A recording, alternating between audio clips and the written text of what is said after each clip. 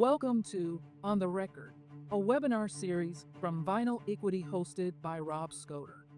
Today, we pose the question, if I could wave my magic wand, to Billy Vitense, Director of Stock at Starbucks, and Christine Zwerling, Head of Stock Administration at Asana. We will get insights from these two stock plan veterans as they share what they would change in the world of equity compensation if they were in charge. We hope you enjoy this conversation. And Rob, now over to you. Hi, everybody. Sorry about the little glitch there. Great to have you all. Again, this is the second installment of Vinyl Equity on the Record. My name's Rob Schoder, and I'm the co-founder and CEO of Vinyl Equity. For those that aren't aware, Vinyl is the first transfer agent in about 30 years to operate on novel technology. We've built the business with the intention of keeping the equity administration ecosystem in mind, and a goal as it relates to this conversation in particular to unify plans, transfer agents, and brokerage experiences with the idea that we can automate many of the tasks that historically have been manual and in many cases redundant. And in doing so, we can improve the fluidity of the capital markets. We can improve the employee experience, which we'll touch on quite a bit today. I'm very fortunate and excited to have Christine Zwerling, the head of stock administration at Asana, and Billy Vitense. I love your title, Billy. It's director of stock at Starbucks. So blunt and to the point. Both have long been figureheads in the equity administration world and have been incredible thought partners to many people in the industry, and we've been fortunate to have their insights as we've gone and built our product. We're excited to have them here. I'll note that Billy and Christine could probably talk about a range of topics for 10,000 hours and leave you all as experts in this space. I am going to take a step back throughout the dialogue, let them have the conversation and run some of these things to ground, and then I'll interject and make sure that 10,000 hours can be condensed into 45 minutes with the hope that you all will leave as thought leaders in the way that they are. So I'll hand it over. I'm just going to go left to right from what I see. Christine, if you want to say hello, and then Billy, you can jump in. Sure. Hi. When preparing for this, I was looking at my bio to see I've been saying I've been doing more than 20 hours or 20 years of stock admin. And then I realized, this year is my 30 years of doing stock admin. So apparently I started when I was -5 because I will be 25 forever. But yeah, so I've been doing this for a while. I've worked for small companies, medium-sized companies, never a Starbucks size. So it's been really fun talking to Billy about kind of the differences between what a giant company needs and a tiny company. And some things are the same, some things are different.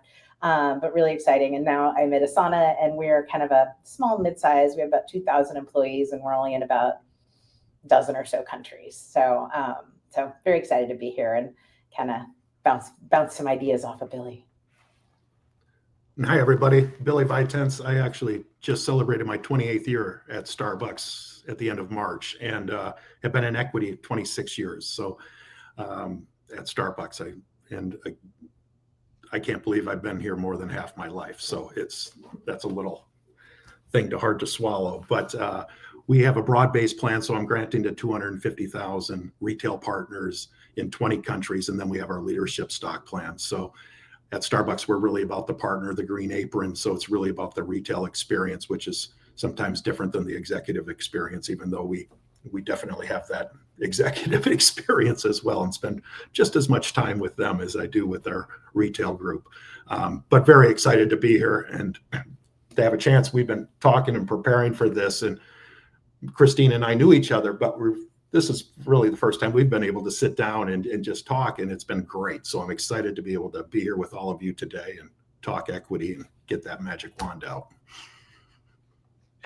That's right. So our topic today is if I could wave my magic wand and have have it exist in equity plan administration, what would I do? And just to set the stage, equity plan administration is a critical function for companies, but the industry still operates with pretty substantial inefficiencies and outdated systems. And so I'm going to jump right in and we'll talk about the current state of things. So one of the unique functions that you all perform is this sort of intersection between finance, legal and compliance, HR, employee experience, people operations, and operational efficiency. It is incredibly complex. You're balancing a lot of stakeholders, you're interacting with a number of different systems, and all of it ultimately leads to the employee experience, right? It all comes back to that. I want to talk a little bit about the systems and understand from your perspective, what are the most frustrating manual processes that still exist? Where do you think there is at a very high level room for immediate improvement? You want to start, Billy? Yeah, I can start. First of all, I would love if we had a global administration system with all of our HR data in one spot.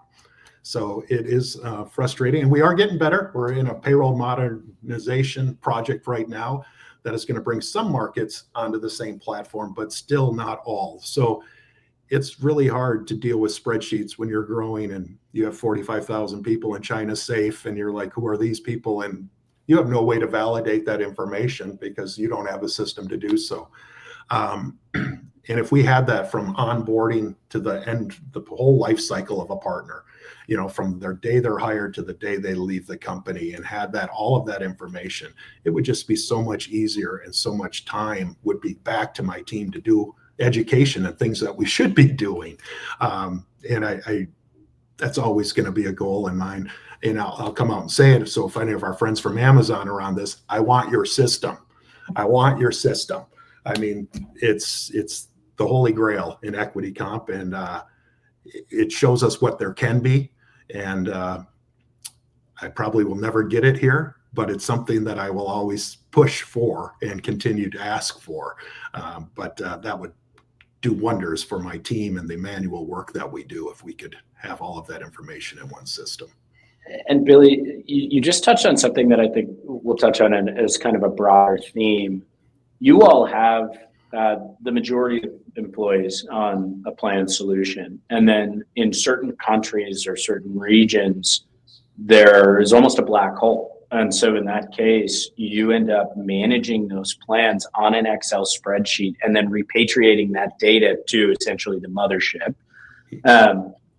Have you explored looking at multiple vendors in different locations and found that they don't integrate well? Or what's the root cause of that? They don't integrate well. Plus, I think where the businesses are, I mean, we're a large company and we have 21, 22 company-owned markets. So trying to get everybody onto the same page where we're like, hey, we let China do this.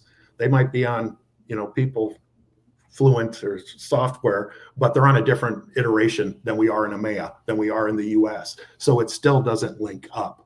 And with the business, we're not the highest priority to get what we need from the tech resources that are needed, the integration with our outside other vendors. It's just not the priority. So it's like we come up with in very innovative ways to eliminate as many manual processes as we can with audits and macros and all of that stuff. But it's going to continue to be challenging as we go forward.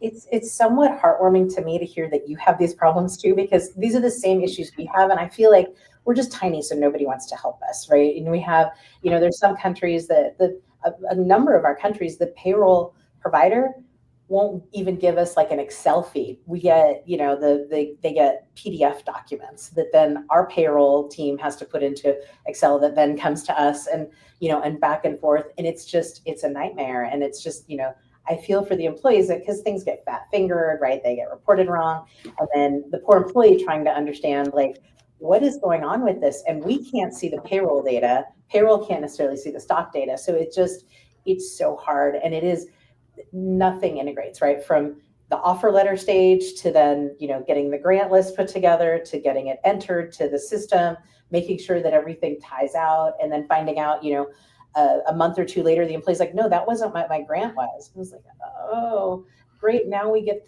to tell the board we screwed something up. And, and they want to know why we haven't automated. And it's like, well, that doesn't exist for a company our size. Like it has to be manual.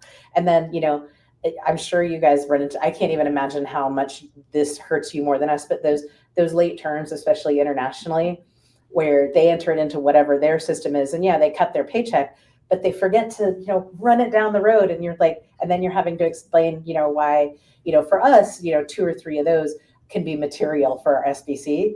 And then having to explain like why, SBC is off, what happened. It's a nightmare. And I think you hit the nail on the head. We just open ourselves up for manual errors to occur when so many people are looking and touching things. One line item gets cut and pasted to the wrong cell. It messes up everybody. And it's, we shouldn't have to take those risks today. But because we do, we've got to have things in place to make sure these things are checked before they're actually into production. But that just adds more time and more effort where it should be a pretty quick lift and shift. What's interesting is that so much of the time that we've spent at Vinyl thinking about this has been related, and Christine, you and I have talked a bit about this, has been related to the interconnectivity of systems that interact with the capital markets. But what you're talking about is the interaction between your HRIS, your payroll solutions, et cetera. And the technology exists for all of these systems to talk to one another. But the fact of the matter is many of these vendors are built on these legacy technology stacks that make it very difficult to accomplish. In theory, you could have a quick API key that grants you access or the ability to transmit data. But I think we're probably, in some cases, it may be a lost cause. And, Billy, I don't know, at an organization of your size, change management is obviously very, very complex. Christine, maybe to a smaller degree, but there's a reason I'm bald. Yeah, right? yeah, there is a reason. Asana's no small potatoes either, and the idea of ripping and replacing these systems, I think, can be pretty daunting. And so, one of the things that we've worked on doing is spending a lot of time figuring out how to make that transition more seamless. I think with payroll and HRIS, it's a little bit more complicated, maybe a lot more complicated. You have a lot more regulation. You've got, the geographic sprawl, if you want to call it that you have to take into consideration. And you have so many, this is particularly relevant right now, socio-political implications for everything that you do that cause this environment to be very dynamic, or necessarily very dynamic. So, it'll be interesting over the next 10 years to see how this all evolves with companies like, Rippling and Deal and JustWorks on the HRIS and payroll side of things coming into play, and how those businesses scale and create a more connected ecosystem. Well, and Rob, that's the thing right there, the connectivity issue, right? Because you got to get people to think globally, right? And that's my biggest challenge. Everybody in China, they think locally. In EMEA, they think locally. Here in the States, and we're a retail company, right? So I've got 30,000 store managers entering information into different systems and then trying to bring that stuff back together. And the people in the US are doing a US solve. And it's like, no, we got to think bigger. The only way we're going to get there is to think globally and to think different and to bring our partners. We're on the same team here, so let's act and work like that and have that same agenda. That's very difficult to get everybody on the same page. Yeah. Also, I feel like you were talking about the technology and the ability to integrate. Our main stock systems, the main best of breed ones now are all owned by brokers. But if you look at like the best financial systems, they're standalone companies, right? Like NetSuite, that type of thing. So those software platforms are software company run. I don't think anybody looks to a bank or a brokerage to be a software integrator and innovation and all of that. Yeah, they do things that can help employees and, show data and that type of thing. But a lot of our stuff, and we've talked about this, is, accounting related, tax related, mobility, like so many pieces that just are not the forefront of something that's going to help a broker client, right? So they may not, putting the money into that and getting that so that you can have one system. Like we have, an administration system, and then we have another system that does tax. We have another system that does accounting, and, then bringing it all together. Like I was joking with Billy, like, I know if the accounting isn't quite right, I can dump it into a spreadsheet and fix it. Like I think, Billy, you said it took 35 tries to just download the data. To get the data, because there's so much, because we have so many grants. It's had to create an FTP site to get it tested. Yep. Yeah. So like getting that data, like I think until we have like a standalone software vendor, but it's very expensive. And I don't know if the stock plan industry can support that. We've been kind of spoiled with the brokers and banks giving us the software platforms for almost free. So the thought of then having to pay 100, 200, whatever, $1,000 for a platform, a lot of companies, although hearing about the Amazon one, like I would pay for that. Like that is cool. So, but because you wouldn't have to then have all these add-on things to just get done what you need to get done.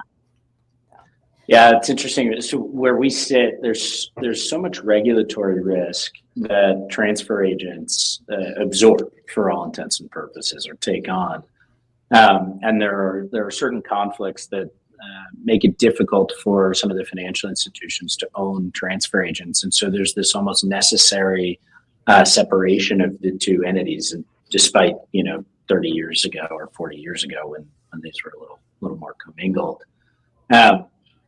And so much of what we've done has been built with the intention of creating what essentially feels like an integrated experience. And I think even that proves to be difficult when you have all of these massive, scale and geographic constraints that exist, or geographic considerations that exist. I'm curious, Christine, and not to move off of the first question, but you did mention you mentioned that you've been spoiled by the financial institutions as they've acquired these stock plan businesses and solutions. Where do you envision the market going from there? Because that's let's say I think Solium was acquired by Morgan Stanley 6 years ago. I think Schwab has had their own, internal plan solution. You've got EEO, of course, within the Morgan Stanley umbrella, and then JP Morgan followed suit. More recently, OptionTrax was acquired by Empower. And so it seems clear that we've now settled on this trend of verticalization for the equity world, very specifically in its interaction with wealth management. But what's the next step? What's the next phase of that look like in your mind? I feel like it's having better use of the integration services to try to integrate the data, and almost like what Amazon has done is building your own system if you can afford it. But otherwise, for like smaller companies, it's finding the best system for your needs, and then figuring out what you need to build on top of it to make it work and to try to streamline. I think with AI, some of that will get better and easier. The integration building, you won't necessarily need 5 engineers to finagle that and get your, snowflake over here and this over there, and all of that. You'll be able to do it a little bit more readily. So I think that's where we're going, but making sure all of that data is consistent and auditable.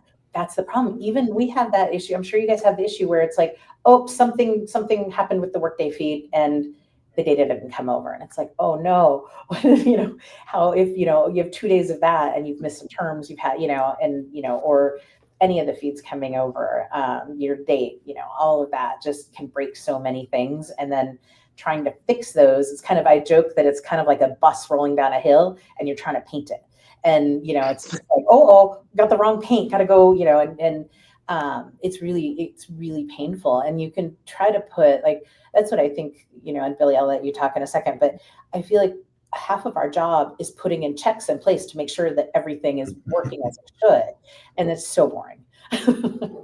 But you hit the nail right on the head, because it comes down to data. And if that data is wrong, it can really skew everything, right? And that's where I'm finding out during this payroll project that we're going on. Okay, these are the fields we're using, but did you realize EMEA uses that field means something else over there? And it comes back to that global thing again. And we need to get everybody at the table. How are they using these to make sure? Because we've had that happen. We get the spreadsheets and we're like, this is apples and oranges. How are we going to put this together now? And that is challenging. And again, just adds to the manual effort that it takes to get it done then.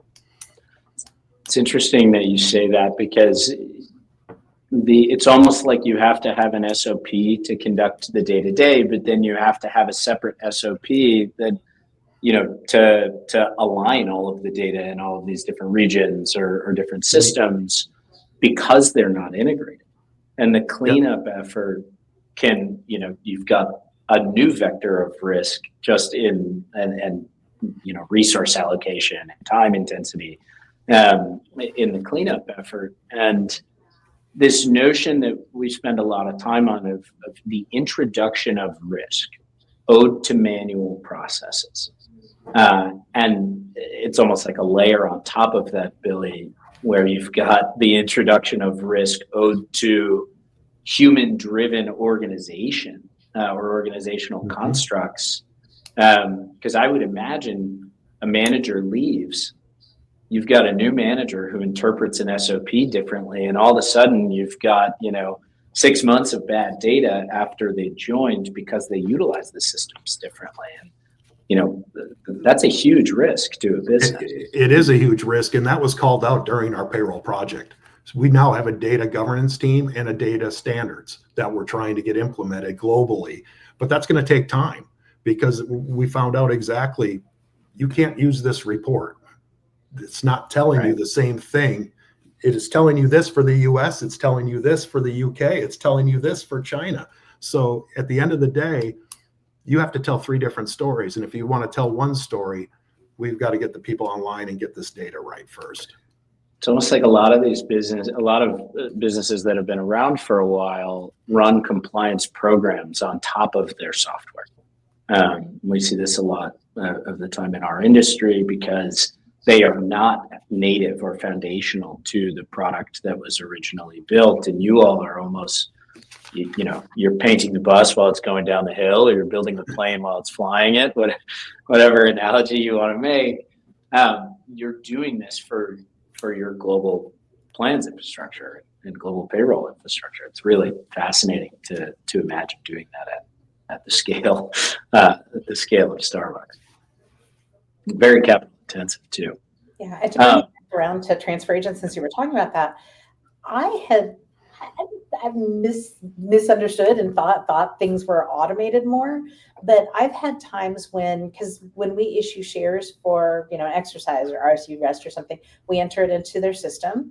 One person enters it, the other person will approve it, and it goes out. It tells them which stock plan to pull from the reserve, and then every month we audit to make sure everything is good. And we realized some of these came out of the wrong reserve, and it's like, well, how could that happen if it's a system? And it's like, oh, there's some kind of manual interaction happening in the background. So we're going to always need to do this audit. Like, how does that happen? And so it's one of the things I was talking to you about is like, if you can integrate and do some kind of feed from my system, that's going to make everybody feel a lot more comfortable that, I don't want to get to like an ESPP purchase day and realize there are no shares from the transfer agent because they were all used for RSU vests or something, that was wrong. So it's really one of those things where just as an industry, getting those integrations and getting the software platforms updated is just so critical. It's got us trained to where we don't trust it, right? So we set up an internal audit control just for that, Christine. So every quarter now, we're making sure that came from the right plan and the right number of shares, right? Because we ran into the same issue. So when we started building Vinyl, that was the thing we heard most frequently. And the irony of it all is that if you ask someone at the SEC what a transfer agent's core responsibility is, it is to be the official record for a company and their equity positions. And what you find is that in your world, in the plans world, more often than not, the plan solution is viewed as the source of truth. And the transfer agent is a recipient of downstream data. And in fact, it really should be, in the eyes of regulators, invert. And so, Christine, you and I have talked a lot about this. We've built Vinyl with the intention of creating one action that comes out of the plan solution so that all of the data seamlessly flows through, because what you find is that, Christine, Billy, you have multiple instances where you have to enter the same information. And then because you don't trust the data, you take a step back and you actually have a separate control book that sits off to the side and helps you, gain clarity on what actually should be in these two systems that are so disparate. Christine, I always think it's interesting to talk to people who are in technology native businesses or that are sort of born out of a modern technology stack, because it's almost inconceivable that you would do something in a UI, and then the UI would have a disconnect between the back end systems and process something completely different. And that's the reality is when your business, and you see this with large financial institutions all the time, when your business is built on technology that's 30 or 40 years old, you can't make those links between, a modern user interface and what's happening on the back end. And they're just very inflexible. Yeah, I had an issue at a prior company with a prior broker where my employees, and we were kind of a telecom software company, where my employees in Europe were having trouble calling the broker to, how sometimes they have to call for things. And they dug into the back end to see what is their technology telephony issue. And they sent me this, here's where they're broken and what their problem is, what they need to do to fix it. And I was like, well, that's different. So it was kind of because, they kept pushing it off saying, oh, they're using a cell phone that doesn't work, or they're, whatever excuse they were coming up with, that it was our employee's fault. And I was like, there's more than one employee this is happening to. It can't be the employee. And it was like, oh, you complained to the wrong employees, because this is what your issue is, and this is how you fix it. So it's definitely, and it's the same with, again, not to harp on the shareholder stuff, but a lot of our shareholders are technology people too. So when they're like, I can't access my, my TA account to see my restricted shares or whatever, it's like, oh, okay, just, call them up. And they're like, well, I called them and they said they have to mail me something, and then I can, and are you serious? What year is this? And it's really, and they're like, what, Christine, why did you pick this hokey vendor? And I'm like, they're all like that, they're all going to do the same thing. There's all but one. pre you. But it is one of those that's almost embarrassing to send, a big tech guy to something where they're like, oh, and they'll send you a screenshot of a blue screen, and you're like, oh, that transfer happened. Great. Right. But that's the thing. It created another manual intervention, other ways you had to get involved that technically you really shouldn't be involved in, right? So those are the things that add to our day-to-day that just drag you down from doing what we're supposed to be doing. And I don't know if you've had this. Sorry, Rob, I'll let you talk. That's good.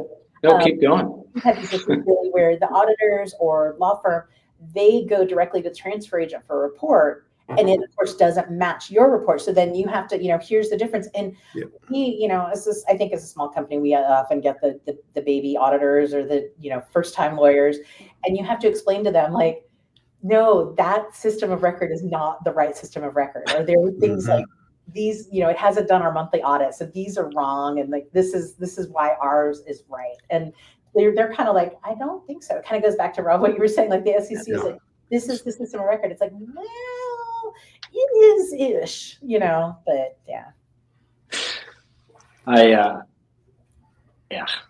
It's hard to wrap your head. It really is. Christine, I want to give you an opportunity, and I know we've now, this conversation has expanded quite a bit, but I want to give you an opportunity to kind of give us your impression of what you would like to see most. And maybe it is just integrated systems. Maybe it is one, central source of command, but as it relates to your day-to-day, what are the primary pain points in broader equity administration? It doesn't have to be transfer agency. That you'd like to see change it? I think one of my biggest things, and I feel like administration, we have been dealing so long with the issues and we've kind of know how to work around them. I think the first time you and I talked, you were like, oh, at IPO, this happens and that happens. And I was like, oh, that doesn't happen in my companies because I know how to work around it. Like, I'm not concerned about that. That's not an issue for you. You're not going to sell me your product for that because I can't deal with it. But for me, and I think Billy and I were talking, you actually have more issue on this, is employee education. Like making it easy for companies to access and push out and forcing employees to read it, like we're giving you something of value. Like this is what, this can change your generational wealth. Like do something with it, especially tech companies are broad-based. And just, we get a lot of early in career people. Like, I wish they understood it. So that way, if something comes up with the transfer agent or they don't understand, like I've had so many where an employee's like, I'm closing on my home loan and the trade from yesterday the money's not there. And it's like, yeah, this is like back when it was T+3. It's like, I'm not going to be there for a couple of days. Like, we're not going to be able to close today.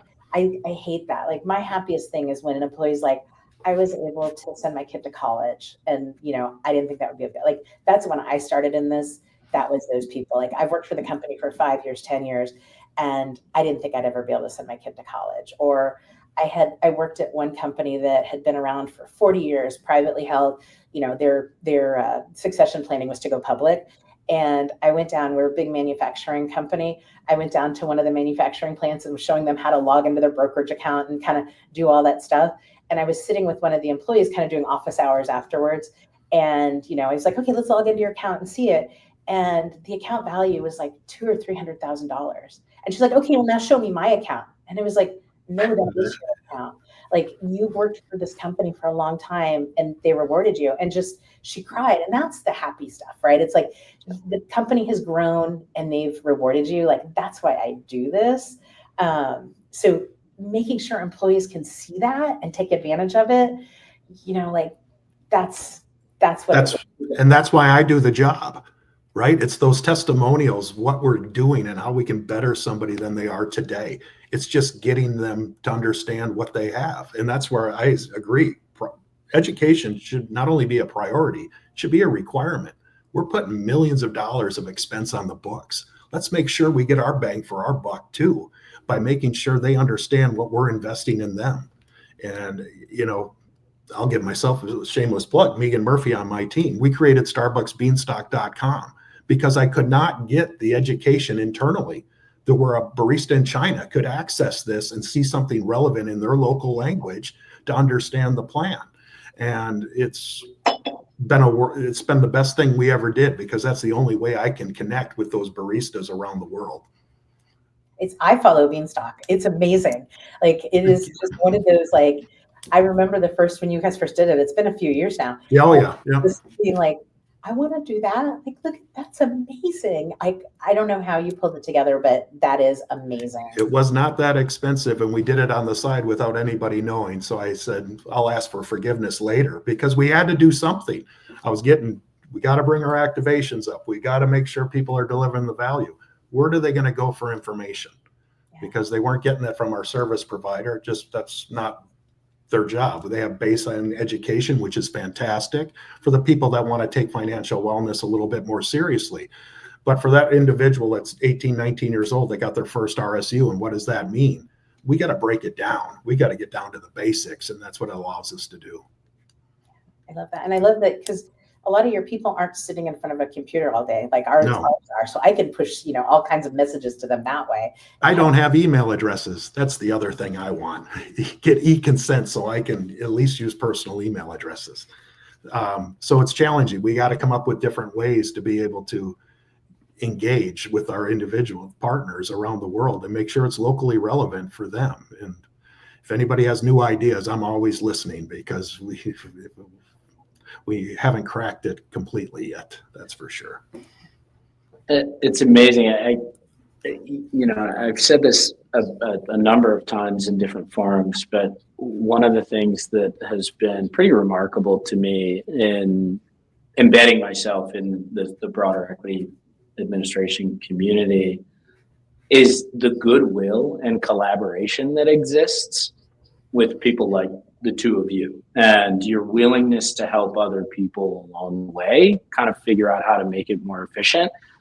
And the more I talk to you, the more I realize that this population of people is probably among the scrappiest group of folks that you'll ever find, because so much of what you have to do is, Billy, to your point, off book, right? And you're building an employee education solution that nobody really knows is coming, but is going to solve for so much employee heartache, and probably restores quite a bit of time to your teams, frankly. And I think about the time wasted with the lack of systems integrations or the lack of education that comes into play.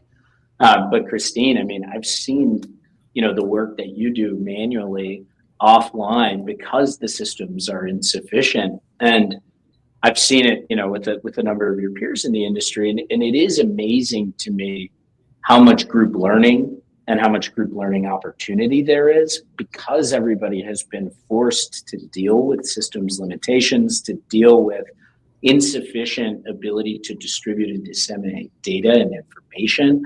And I think one of the unique things about the equity landscape is that, to your point, Billy, you guys have 18-year-olds who have no understanding of. I've got 55-year-olds with no understanding too. Yeah, right.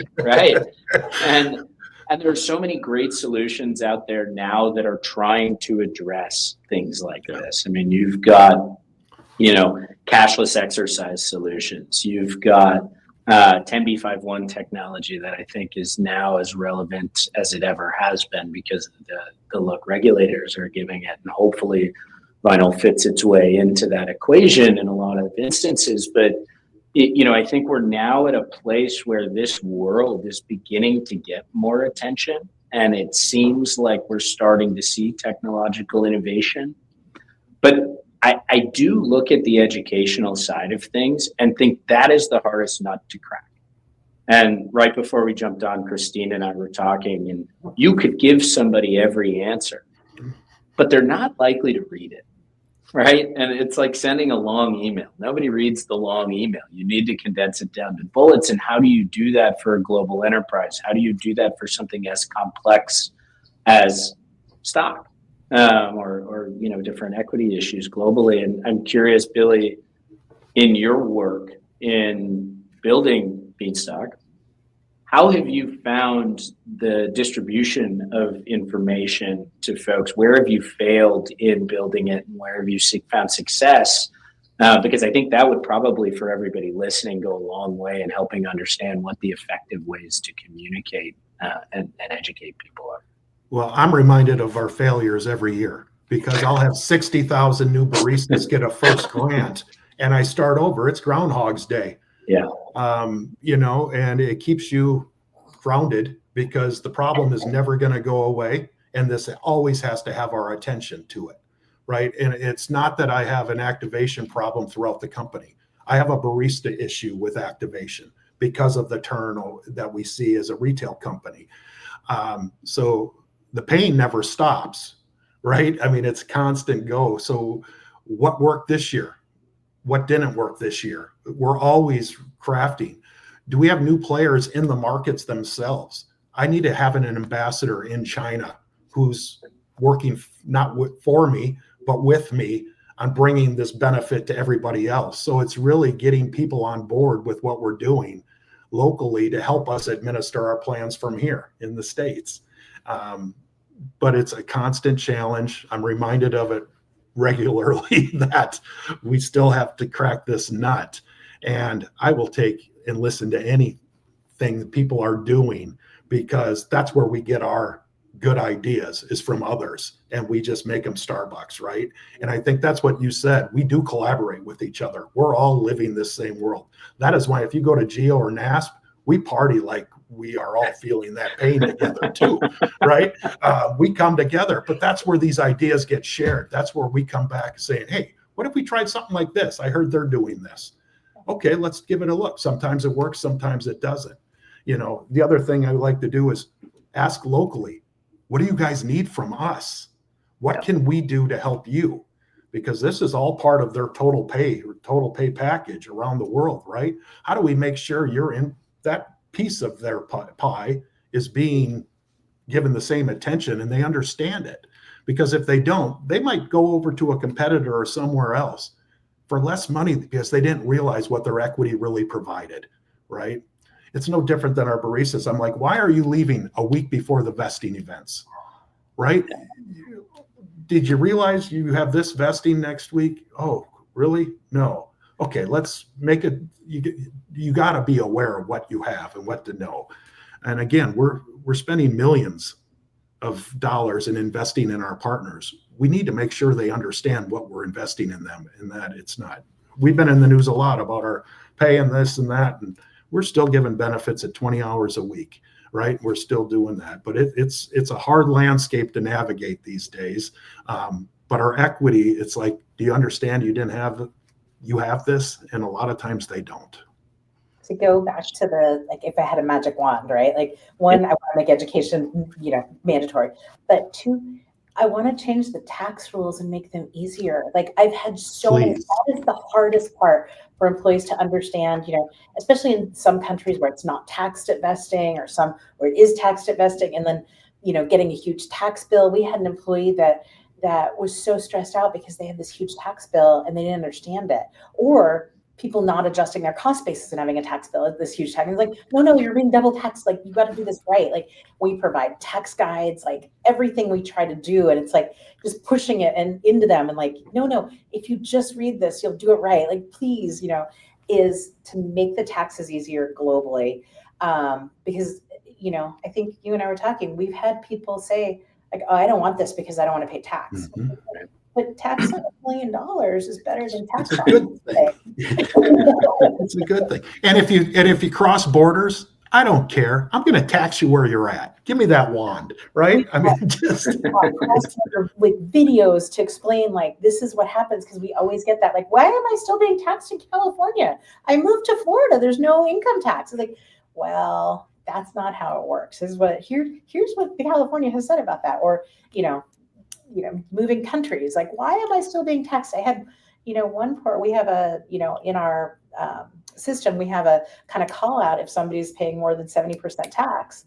And, we run kind of a test for RSU releases a week or two ahead. So then I try to reach out to those people and say, just so you are not shocked, like, because of your move, and hopefully you read this thing that we sent you when you said you were going to move, and you watched this video, you are being taxed, you moved 2 days before vesting. So you're being taxed 98% here and 100% here. So, and it's just, it's a hard message, and we can do that one-off, right? Because I have 2,000 people, there's no way that you're able to like reach out manually to people. So you have to systemize all that and hope for the best. But that is if I had a magic wand, just equity tax would be just all the same. No cross mobility, like just where you are, that's where you're taxed. No trailing liability. No trailing liability. None of that. I get yelled at by one partner here for the last 6 years because he had options, and they're expiring this November, thank God, because it'll be the last year I have a conversation. But he's been back for 5 years, right? And he's like, why am I still paying taxes there? I'm like, you got the grant invested while it was there. So it's like, yeah. It's constant. Waving my magic wand, accounting, like the SBC accounting and the gyrations we have to do around the like super audits, and then just making sure the accounting is correct. And I still don't, we can go into accounting, could be a whole nother session and we can nerd out about that. But I still don't think we're doing apples to apples because of the way the rules are, because of the way that different vesting is and how, people take expense. We're not all doing the same instruments. It's still not apples to apples. So let's go back to ABP 25, back in the good old days where, you just didn't have expense, or you had it for certain things, or I don't know. I don't feel like it's doing what it should be doing. The other thing I call out is just plan design, right? Keep it simple. Keep it simple. I have a PRSU with 4 measures. I lose them at hello when I'm trying to educate and say what's going on, right? And it's like, okay, I get shareholders want this, shareholders want this. Well, you can't make everybody happy, but let's get something that's attainable and something that people can follow and track and feel like they're a part of that measure, right? And keep it simple where you can. KISS, that's what I think of. Yep. Keep it simple. Everything else can be a corporate policy. Don't write LOA tolling into your stock plan. That's a corporate policy. If your corporate feels like they need to do something like that, have it over here, and just like, but we both have gotten probably 30-page plans that we know the employees aren't going to read. And sometimes there are things in that it's like, there's no way I can administer that. Like, what is that? Like, we're not supposed to vest when they go into the garden leave before they're terminated. Like, I can't even find out that they're going on a garden leave. Like, and they're not going to understand. And a lot of times you put them on garden leave to get them to vesting so that they, then happily leave and don't sue you. It's like, don't put that in the plan. Like, why are we doing this? Yeah.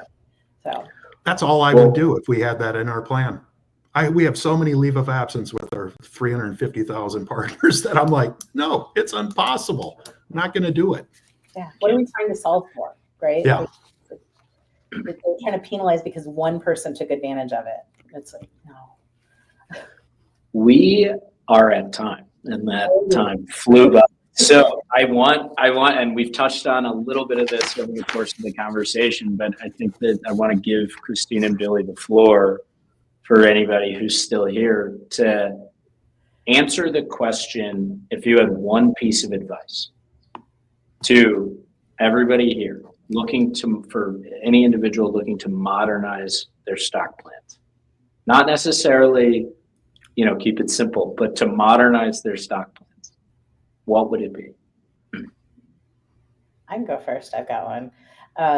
It would be to just network, exactly what Rob was saying, and Billy, the NASPP, GEO, user conferences, all of those, network with those people. This industry is amazing with sharing information. Like, literally, I could call up Billy, even though he is this giant in the field, and be like, hey, can you spend 10 minutes with me? I'm trying to revamp my education program. And he would give me the time. Even if he was super busy, he'd be like, hey, I'm really busy, but I could talk at 6 o'clock. And everybody is super generous and knowledgeable. And we are really nerdy and love this stuff. I was talking to a service provider who was new in the industry, and she went to her first NASPP conference, and she was like, at the dinners and whatever, you guys are still talking about this stuff. And it's like, I have gotten so many drunken ideas because when you're a little bit loose, you're like, that's a great idea. I'm trying that. It's great. And it's build your network, step outside of your comfort zone, talk to people. Best thing you can do to try to figure out what's going on, and to get together with other like-minded people and go back to the service providers with, we want this, we want this, we want this. I would then take all of those networking things and then find your internal team. Find the resources you're going to need with what your agenda is. How are you going to make your plans better? What do you need to do that? Get compensation involved, get legal involved, get finance and accounting involved, have a plan, and then go pitch it and say, this is what we need to do. Because through your networking, you're going to come up with 30 ways to make your plan better, right? Pick and choose which one you really need, and that's going to make you better. And then get those, because it's got to be a priority. And the only way you're going to be a priority if other people are behind you and backing you. So I would just take it the next step then. Yeah, that's great. Great advice. As it relates to the network and coming up with those ideas and going back to service providers, I think obviously Vinyl is a service provider in this ecosystem. I would encourage anybody listening, bring those ideas to us. We will go and build the technology that you are looking for if we don't have it. And our hope is that that we do have a lot of these things. But I think one of the advantages of working with nimble partners and technology-enabled partners is that they can go and make your dreams a reality. And so to that end, shameless plug here, we want to be the recipients of that feedback. And whether or not it's actionable or whether or not you're going to work with us ever. And some of you may say, well, hey, we're never going to make the switch from one of the other transfer agents. It will make us, and by extension, make the entire ecosystem more efficient, and hopefully solve some of these longstanding issues. So with that, I'm going to wrap. Thank you, Christine. Thank you, Billy, for joining us for Vinyl Equity on the Record. If we could wave our magic wand, please don't hesitate to reach out, and we will see you next month. Thank you. All right. Thanks, everyone. Bye, everybody. We thank you for joining us on this webinar, and we hope you enjoyed this conversation with Christine, Billy, and Rob. For more information, please scan their QR codes or visit us at vinylequity.com.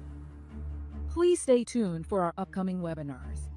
Join us on May 14th when we have a conversation with Naz Sarkar, former CEO of Issuer Services at ComputerShare, about the changing landscape in the transfer agent industry.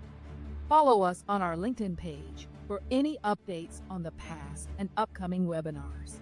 We look forward to seeing you on May 14th. Thank you again, and have a good rest of your day.